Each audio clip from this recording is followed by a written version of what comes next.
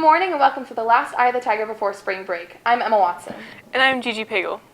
Teachers have had a reoccurring issue in the classroom. Students are listening, but not to what the teachers want. We go to Travis Desmond with more on the story.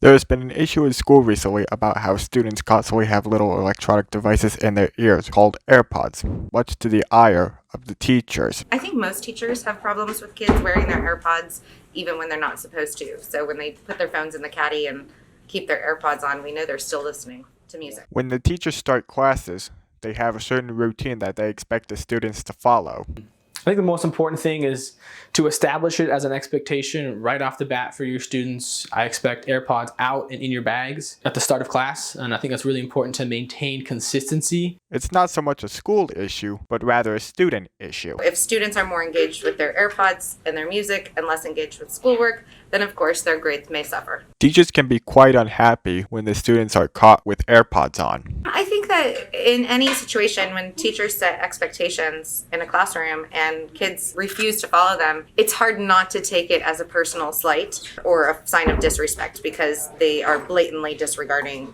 the expectations of the classroom. My go-to approach is just a gentle reminder. Please take your AirPod out of your ear. It can be a distraction, and I know that a lot of students maintain that it doesn't distract them and they can still listen to two things at once, but that's not really how the brain works. It's best to have one thing being heard and no music being played in one ear, and yeah. Thanks, Travis.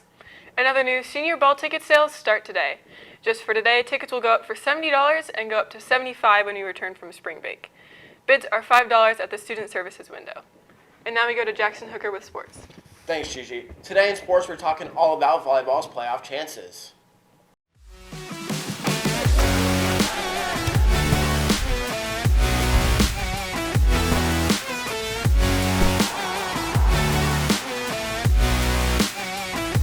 Good morning and welcome to this Friday's edition of EOTSN. I'm Jackson Hooker.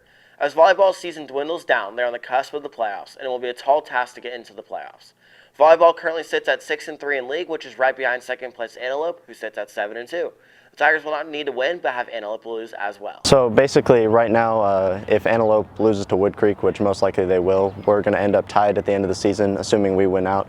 And basically we would play a best-of-3 tiebreaker match against them to determine who would make playoffs. Volleyball will finish up their season Monday and Wednesday with games against Bella Vista and Inderkum.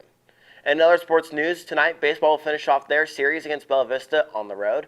Softball begins the Ladeau tournament at Maidu, and girls lacrosse is at home against Christian Brothers. And that's all your home for Roseville High School sports. Top plays, breakdowns, and more at the Tiger Sports Network, EOTSN. And now we go over to entertainment.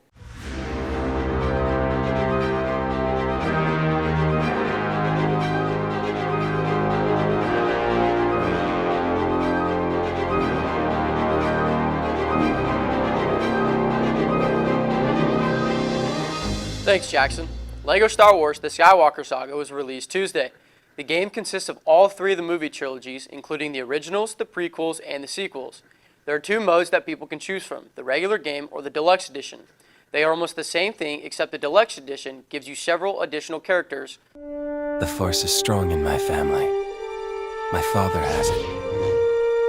I have it. My sister has it. Leia! Luke. I need someone to show me my place in all this.